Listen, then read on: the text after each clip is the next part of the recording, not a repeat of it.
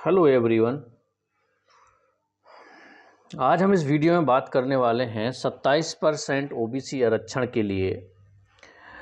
जो ओबीसी आयोग के अध्यक्ष हैं डॉक्टर रामकृष्ण कुसमरिया जी के साथ मीटिंग हुई है। जितने ओबीसी के अभ्यर्थी आपके ओबीसी होल्ड में फंसे हुए हैं, चाहे वो आपके सब इंजीनियर की भर्ती हो या फिर आपके प्राथमिक शिक्षक की भर्ती हो, जिनकी पूरी काउंसलिंग करवाने के बाद उनको 13% होल्ड कर दिया गया। अब यहाँ पर 2-3 पॉइंट समझना है, और जो कुसमरिया जी हैं उनकी मुख्यमंत्री जी के साथ मीटिंग होने वाली है, वो किस तारीख को होगी वो भी आपको इसी वीडियो के माध्यम से पता चल जाएगा। मीटिंग के बाद क्या निष्कर्ष निकलता है, क्या चीज़ें होने वाली हैं, कुछ पॉजिटिव रिस्पॉन्स मिलता है या फिर कुछ नेगेटिव रिस्पॉन्स मिलता है, क्या होने वाला है। इसके अलावा जो अभी सब इंजीनियर में जो याचिका लगी हुई थी रिजर्वेशन को लेकर के, उसको डिसमिस कर दिया गया है, तो उससे सब इंजीनियर को तो नियुक्तियां मिल जाएंगी, लेकिन वो जो प्रति दी गई थी वो सभी विभागों को दी गई थी लगभग, उसमें स्कूल शिक्षा विभाग भी था। इसके बावजूद भी ओबीसी के कैंडिडेटों को नियुक्तियां नहीं दी जा रही हैं जो 13% होल्ड में है। उसी के रिगार्डिंग मीटिंग की गई थी। उस मीटिंग में जो सब इंजीनियर हैं वो भी शामिल थे, उच्च माध्यमिक और प्राथमिक शिक्षक के अभ्यर्थी शामिल थे जो 13% पर होल्ड है। अब यहाँ पर एक पॉइंट और समझिए, इसके बाद हम आगे की पूरी डिटेल पढ़ेंगे। सब इंजीनियर को रोकने का आपको समझ में आ गया होगा कि उसमें एक याचिका दायर की गई थी, इस वजह से सब इंजीनियर को रोक दिया गया, यानी 13% पद उनके होल्ड कर दिए गए। अब हम बात करें वर्ग 3 की, तो वर्ग 3 में कोई भी याचिका दायर नहीं की गई थी, इसके बावजूद वर्ग 3 को रोका गया। अभी आपने एक न्यूज़ पढ़ी होगी, कामना आचार्य मैम ने डायरेक्टली कहा था कि जो मुख्यमंत्री जी हैं वो रिजर्वेशन को लेकर के अफवाह फैला रहे हैं, और दूसरा उन्होंने स्टूडेंट से कहा था कि ये तुम्हारी सीटें हम जनरल को दे देंगे। तो इस तरह से एक तानाशाही रवैया चल रहा है सरकार का, और एक मुख्यमंत्री जी के खिलाफ इस तरह से बोल पाना, मतलब कहीं ना कहीं से इनको समझ में नहीं आ रहा कि ये सब चीज़ें क्यों हो रही हैं।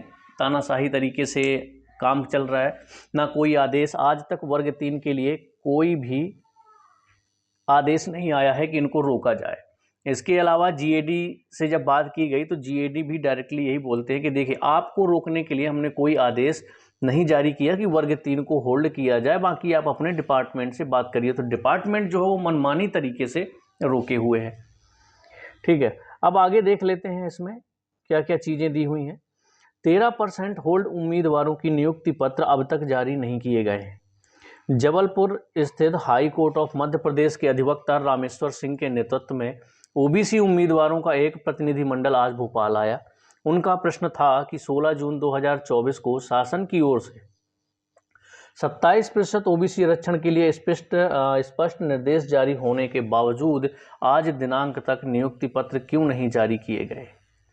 प्रतिनिधिमंडल में सब इंजीनियर के अलावा प्राथमिक शिक्षक और उच्च माध्यमिक शिक्षक पद हेतु होल्ड किए गए उम्मीदवार शामिल थे, और ये सिर्फ मध्य प्रदेश में चल रहा है कि इनको बीच में फंसाया जा रहा है। जब नोटिफिकेशन निकालेंगे तो 27% का रिजर्वेशन देंगे, तो ये आप सीधे सीधे कर दीजिए कि आप 14% का ही रिजर्वेशन नोटिफिकेशन में निकालिए, लेकिन नहीं, इनको वोट बैंक की भी राजनीति खेलनी है, तो वहाँ पर नोटिफिकेशन में 27% दिया जा रहा है।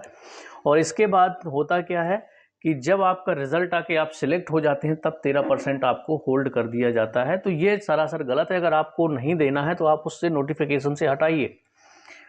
और जब कहते हैं कि जिसमें अगर याचिका लग जाए, चलिए उसके पद आपने रोक लिए तब भी एक ठीक है, वर्ग 3 में एक भी याचिका नहीं लगी थी, उनको क्यों रोका गया, तो ये समझ के परे है। अब मुख्यमंत्री जी से मिलने का समय मांगा है, वो 28 तारीख को मीटिंग होगी। अब यहाँ पर देख लीजिए, ओबीसी आयोग के अध्यक्ष ने मुख्यमंत्री से समय मांगा।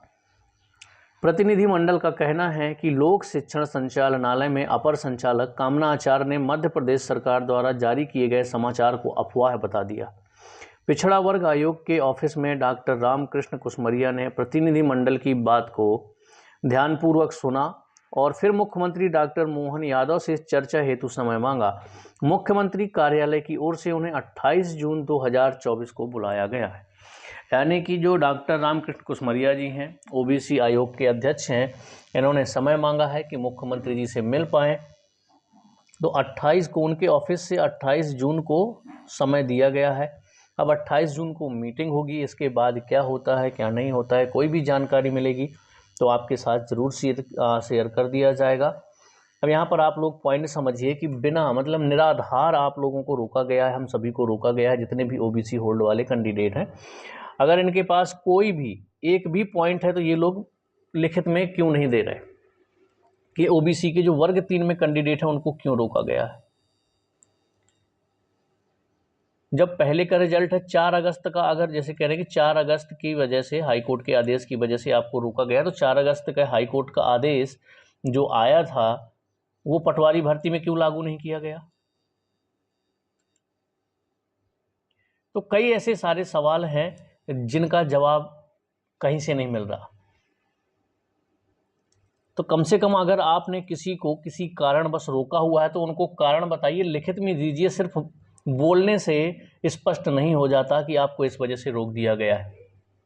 आप लीगल तरीके से रोकिए तो आप उसका लीगल पॉइंट बताइए उनको। तो यहाँ पर कोई ऐसा लीगल पॉइंट नहीं है जिसकी वजह से वर्ग 3 को रोका जा सके, और अगर लीगल पॉइंट है तो वो लिखित में, रिटन में, या तो वेबसाइट में डाला जाए, या फिर जब बच्चे जाते हैं, डिपार्टमेंट जाते हैं, तो उनको उसकी प्रति दी जाए कि आपको इस वजह से रोका गया है। अब आप इसकी विडंबना समझिएगा। स्टार्टिंग में जब सभी लोग डीपीआई गए थे तो इन्होंने 26 जून का आदेश दिया था कि आपको इसकी वजह से रोका गया है। फिर कुछ दिन बाद ये लोग बोलने लगे डिपार्टमेंट वाले कि 4 अगस्त की वजह से आपको रोका गया है, 4 अगस्त का जो हाई कोर्ट का ऑर्डर आ गया उसकी वजह से रोका गया है। तो इन्हें खुद कंफर्म नहीं है कि ओबीसी की जो वर्ग 3 के कैंडिडेट हैं उनको रोका किस वजह से गया है, उनको खुद कंफर्म नहीं था। अब ये जब 26 जून वाला मैटर क्लियर हो गया है, ओबीसी रिजर्वेशन के लिए जो याचिका लगी थी उसको डिसमिस कर दिया गया है, तो अब वर्ग 3 के लिए कहने लगे हैं कि आपको 4 अगस्त की वजह से रोका गया है। तो मतलब कहने का ये है कि इन्हें इनकी नियुक्ति ना देने के मूड में है फुल, कि जब एक चीज़ क्लियर होती है, एक मैटर क्लियर होता है तो उनको बता दिया जाता है कि इसकी वजह से नहीं, आपको इसकी वजह से रोका गया है। तो बहुत सारी विडंबनाएं हैं। अगर इसी तरह से चलता रहा तो डिपार्टमेंट हो चाहे सरकार हो, ओबीसी का भरोसा उठ जाएगा। क्योंकि अगर आप रोकते हैं, लीगल तरीके से रोकते हैं, तो आप बिल्कुल क्लियर कीजिए, उनको रिटर्न में जवाब दीजिए कि इस वजह से आपको रोक दिया गया। जैसे ये याचिका आपकी दायर हुई थी इसमें समूह 3 उपयंत्री वाले में, सब इंजीनियर के पोस्ट में, तो उसमें याचिका लगी हुई थी।